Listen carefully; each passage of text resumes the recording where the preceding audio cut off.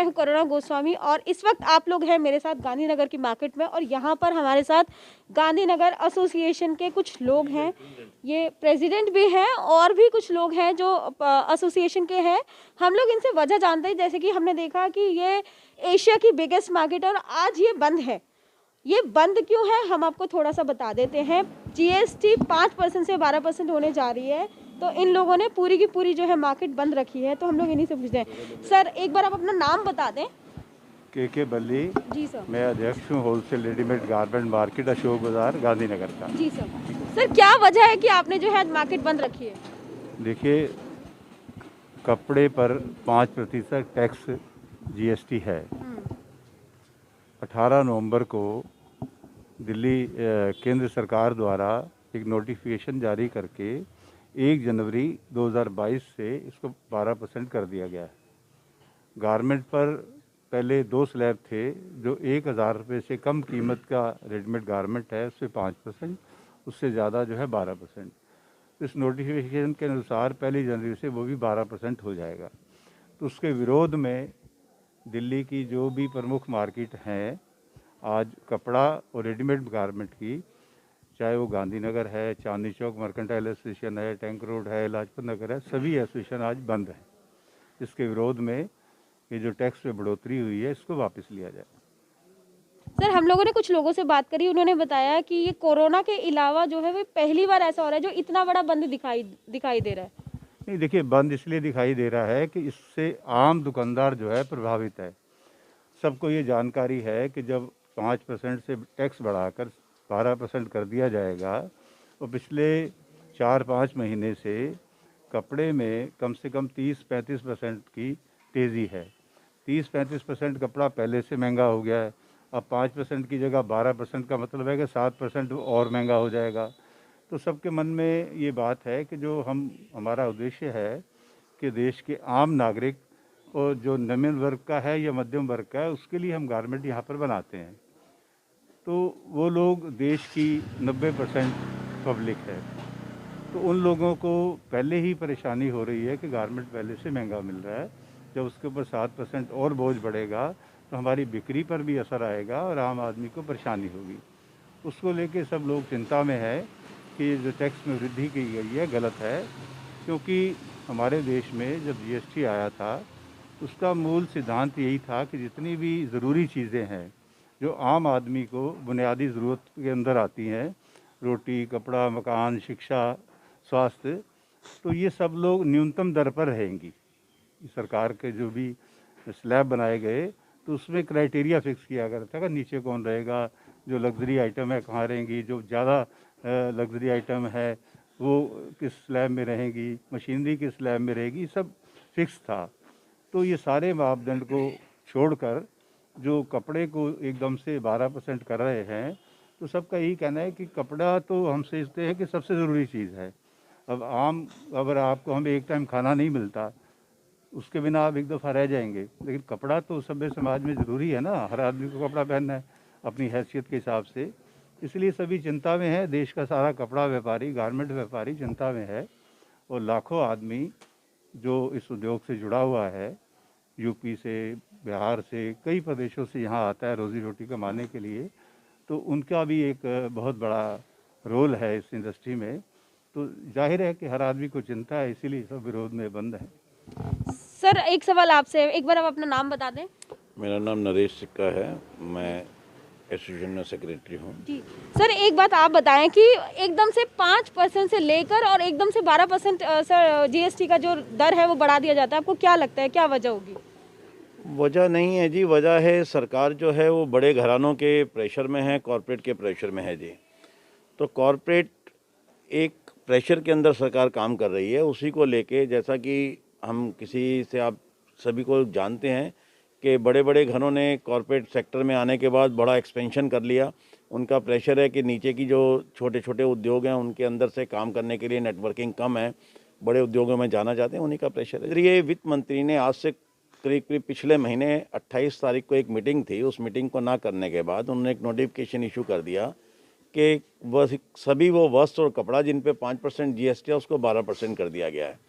तो हमारा दिल्ली सरकार से कोई इसमें विरोध नहीं है। दिल्ली सरकार ने तो नहीं, बहुत सी राज्य की सरकारों ने इनका अभी भी हमारे साथ हैं, उन्होंने लेटर दिए हैं और एक जीएसटी काउंसिल की मीटिंग कल इमरजेंसी बुलाई गई है, हो सकता है उस पर पुनर्विचार किया जाए। किसी भी चीज़ की लड़ाई लड़ते हैं तो कुछ ना कुछ कष्ट तो झेलना पड़ता है। आज हमारे साथ हमारा छोटे तबके के कारीगर भी हैं, लेबर भी हैं जो दुकानों में काम करते हैं, सभी हमारे साथ हैं, क्योंकि एक आज अगर व्यापार प्रभावित होता है तो उनकी सैलरी भी प्रभावित होती हैं, कारखानों में काम भी कम होता है, तो वो भी हमारे साथ हैं। लेकिन सर अगर 5% से एकदम 12% जीएसटी बढ़ती है तो सरकार के पास कोई ना कोई तो रीजन होगा ना जिस वजह से जीएसटी बढ़ी है। नहीं, रीज़न जो सरकार देती है वो मैंने आपको अभी भी बताया कि वो बड़े घरानों का एक प्रेशर है। बड़ी मिलों के अंदर पहले क्या था कि जो रॉ मटेरियल आता है वो 12% पे 18% पे आता है और जो फिनिश गुड्स कपड़ा बाहर निकल के आता है वो 5% पे आता है। तो सरकार के पास बड़ी मिलों का एक प्रेशर होता था जो उनका रिफ़ंड लेने के लिए, जीएसटी इनपुट का जो रिफ़ंड उनको मिलता था, वही एक सरकार पे प्रेशर था। लेकिन वो दलील इतनी वाजिब नहीं है, क्योंकि दिल्ली जैसे हमारा कानपुर, लखनऊ, कलकत्ता, मुंबई, इंदौर, बहुत ऐसे बाज़ार हैं जहाँ ऐसी जैसी मार्केट हैं और मैं मानता हूँ कि करोड़ों लोग जो हैं हिंदुस्तान में इस व्यवसाय से जुड़ा हुआ। या जो छोटे छोटे जो दुकानदार हैं उन पे किस तरीके से इफेक्ट जी पड़ेगा? देखिए, इफेक्ट की बात ये है कि ये काफ़ी दिनों से न्यूज़ पेपर्स के माध्यम से और टीवी के माध्यम से हम लोग अनाउंस कर चुके हैं कि एक दिन का बंद रहेगा। ठीक है, सबको जानकारी है। आज आपने देखा कि कोई भी व्यापारी बाहर से माल लेने के लिए नहीं आया, क्योंकि इसकी सूचना पहले ही दे दी गई थी कि भाई एक दिन जो है 30 तारीख को मार्केट बंद रहेगा। तो आपने अखबारों में भी पढ़ा होगा कि मार्केट बंद है। तो उस नाते हमारे जो लोकल एनसीआर के भी कस्टमर हैं या बाहर के कस्टमर हैं, उनको ऑलरेडी जानकारी है कि फिर हमारी भी जिम्मेदारी है हमारे दुकानदार की कि अपने कस्टमर को व्हाट्सएप द्वारा या फ़ोन द्वारा इतला दे कि आप परेशान होंगे, इस दिन आप ना आएँ। दूसरा आपने प्रश्न किया, देखिए आम आदमी को परेशान हमने नहीं किया, ना हमने किसी का रास्ता रोका। जैसा आम देखते हैं आपके प्रदर्शन में होता है, कोई रेल की पटरी पे बैठ जाता है, कोई रास्ते रोकता है, कोई कुछ करता है, हमने ऐसा कुछ नहीं किया। हमने सिर्फ एक शांतिपूर्ण बंद रखा है, एक शांतिपूर्ण बंद रखा है और सभी दुकानदारों को अपील की थी कि आप अपनी दुकानें एक दिन के लिए बंद करके रखें। तो जीएसटी काउंसिल की मीटिंग कोई भी सरकार की तरफ से तय नहीं थी। ये सारे देश में विरोध को देखते हुए कल अचानक उन्होंने शाम को फैसला किया कि 31 तारीख को, पहली तारीख से लागू होना है, 31 तारीख को हम सुबह 11 बजे जीएसटी काउंसिल की मीटिंग करेंगे। तो आज मैं कुछ न्यूज़ चैनल पे भी देख रहा था, सीएनबीसी पे, तो उसमें भी यही कह रहे थे कि मीटिंग बुलाने का उद्देश्य यही है कि इसको दोबारा से कंसीडर किया जाएगा। सर आपको सर वही मैं आपसे जानना चाह रही थी कि सर ये आज जो है अभी आपने जो बात करी कि आम जनता पे इसका असर पड़ेगा, आम जनता की लड़ाई लड़ने के लिए आज बाजार बंद किया गया है, क्योंकि इसका सीधा सीधा असर एक आम व्यक्ति पे पड़ेगा। जो महंगाई की मार पड़ेगी, जिसको कीमत चुकानी पड़ेगी, वो एक आम व्यक्ति को चुकानी पड़ेगी। उनकी राहत को देखते हुए आज मार्केट ने फैसला लिया है और ये बंद का कारण आम जनता पर उसका असर ना पड़े, उसी की लड़ाई लड़ने के लिए आज मार्केट का ये फैसला लिया गया है। सर यहाँ बोला जा रहा है कि आम जनता की वजह से ये जो है आप लोगों ने मतलब किया है, तो आम जनता को इस पे कैसे इफेक्ट पड़ेगा? वैसे वो तो वैसे भी महंगाई की मार तो आम आदमी तो है वो झेल ही रहा है। देख, मैं आपकी बात से सहमत हूँ। मैंने तो पहले आपको बताया कि कपड़ा पहले भी 5-6 महीने में 30-35% महंगा हुआ है। उस महंगाई के दौर में अगर 7% का मतलब ये है कि अगर आप 400 रुपये मीटर का कोई कपड़ा लेते हैं तो 28 रुपये उसके ऊपर टैक्स और बढ़ जाएगा। तो 400 जो पहले 5% था 12% होगा, 7% 28 रुपये मीटर की और वृद्धि हो जाएगी। तो इसके ऊपर और बोझ पड़ने वाला है, ये ना पड़े इसके लिए ही हम लोग प्रयास कर रहे हैं कि ये चीज़ नौबत ना आए। मैडम, जो चीज़ एक आम व्यक्ति को 100 रुपये की मिलती थी, जब 7% बढ़ेंगे तो उसकी लागत अगर बढ़ेगी तो 110 रुपये, जहाँ उसको 10 रुपये अगर कीमत एक्स्ट्रा चुकानी पड़ेगी तो वो एक आम जनता को चुकानी पड़ेगी। हम तो उसकी तैयारी करने वाले हैं, हम तो माल की तैयारी करते हैं, कीमत तो कस्टमर ने चुकानी ना। मतलब आप लोगों को कोई नुकसान ही नहीं है सर? नहीं, क्यों नहीं नुकसान, हमारे व्यापार पे असर पड़ेगा। हमारी सेल नहीं होगी। जब ग्राहक की जेब में पैसा नहीं होगा तो माल लेने क्या आएगा हमारी दुकान पे, कहाँ से आएगा? तो आप कह रहे हैं कपड़ों पे 12% जीएसटी सरकार ने जो बढ़ाई वो 12% जीएसटी, लेकिन सर अगर आप रेस्टोरेंट पे देखें तो 18% जीएसटी ऑलरेडी पे करते हैं। वो अमीर आदमी जाते हैं, तो बहुत वहाँ पर अमीर आदमी जाते हैं। जो फुटपाथ पे खाना खाते हैं वो उतने टैक्स नहीं दे पाते हैं। हमारे जो टैक्स है ना, पहले गारमेंट्स के ऊपर 2% टैक्स था, 1% टैक्स था, उसे झेला, मतलब 5% लगाया। अब 5% से 12% कर देंगे तो जो पटरियाँ लगती हैं, बाजार लगते हैं, जो गरीब आदमी जो हमारा कपड़ा खरीदता है, रेडीमेड खरीदता है, कैसे खरीदेगा? उस पर कितनी बड़ी मार पड़ेगी। अब वैसे भी कोरोना से पिटे हुए हैं, कहाँ से लेकर के आएंगे पैसे? तो इसको अभी नहीं सर रुकना आप चाहिए। इतने बड़े स्केल पे काम करते हैं, कोई एक सॉल्यूशन जो है, आप अगर आपसे कोई सॉल्यूशन मांगे तो आप सॉल्यूशन क्या देना चाहेंगे? नहीं, हम सॉल्यूशन यही देना चाहेंगे कि जो बड़ी मिलें हैं, सरकार उनके दबाव में नहीं आए। उनकी ये समस्या नहीं है कि आप रेट बढ़ा दो, उनकी समस्या है कि हम जब कपड़ा बनाते हैं तो उसमें जो रॉ मटेरियल लेते हैं या मशीनरी लेते हैं उसके ऊपर टैक्स 18% और 28% है। जब गुड्स तैयार हो जाती है, फिनिश गुड्स के ऊपर 5% है, तो जीएसटी उनको पहले ज़्यादा पे करना पड़ता है, कम मिलता है, तो बाकी रिफ़ंड बनता है। सरकारें रिफ़ंड देने में शुरू से ही, चाहे वो इनकम टैक्स का हो चाहे जीएसटी का हो, उसमें बहुत देरी करती हैं, तो करोड़ों रुपया सरकार के पास उनके रिफ़ंड के रूप में पड़ा रहता है। उस समस्या का ये हल नहीं है। उस समस्या का ये हल है कि सरकार उनको रिफ़ंड इमीडिएट देवे, उनकी समस्या का हल करे। ये नहीं है कि इसका टैक्स बढ़ा के और उनका रिफ़ंड ना बने और उस समस्या को दूर किया जाए।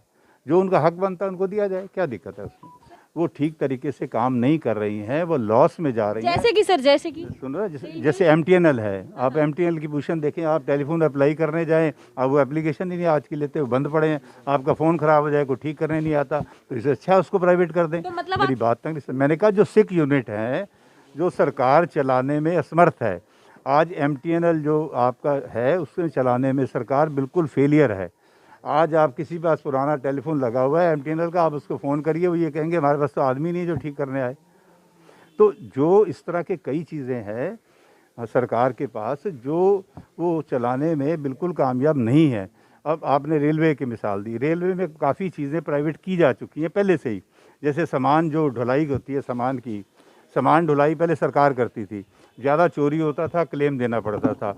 अब उसमें वो सिस्टम बदल दिया कि ऑक्शन पर उसकी बोगी दे दी जाती है, जो उसकी बोगी खरीदता है उसमें सामान जो भरता है वो उनको पैसा मिल जाता है, सरकार को उसका किराया, वो जो उसमें सामान ले जाता है उसका किराया वो खुद लेता है। ठीक है ना जी, खुद लेता है, सरकार को उससे कोई लेना देना नहीं है। सरकार ने तो उसको ऑक्शन करके पैसे उसको ले लिए। तो इस तरह पार्ट में जो लॉस मेकिंग चीज़ें हैं सरकार की, वो उसको प्राइवेट कर रही हैं। तो उसमें जब मैं एक चीज़ नहीं चला पा रहा तो मेरा यही है ना जी, या तो उसको मैं ढंग से चलाऊँ या उसको बेचूँ। तो इसमें कोई बुराई नहीं है, लेकिन सरकार जब एक प्रॉफिट वाला चीज़ को बेचती है तो वो संदेह के घेरे में आती है। सर आप कुछ बोल रहे जैसा कि आपने देखा कि मेक इन इंडिया की पॉलिसी लेके आई, तो जो हमारा लघु उद्योग है उसको भी तो प्रोत्साहन मिलना चाहिए ना। उस लघु उद्योग को प्रोत्साहन के लिए आज जितने भी कॉरपोरेट आते हैं उनसे क्या नुकसान है कि धीरे धीरे वो जब एक आपके मार्केट का मेजर शेयर लेके जाएंगे तो छोटी दुकानें जो आपके इलाकों में काम करती हैं, बाज़ारों में काम करती हैं, उनके ऊपर से उनका शेयर घट जाएगा। वो शेयर घटेगा तो आपका लघु उद्योग प्रभावित होगा जी, ये कहना है उसमें। ये थी हमारी खास बातचीत गांधीनगर एसोसिएशन के सीनियर से। अगर आपको हमारी वीडियो पसंद आई हो, हमारे चैनल को सब्सक्राइब करें, हमारी वीडियो को लाइक करें, कमेंट करना ना भूलें। शुक्रिया।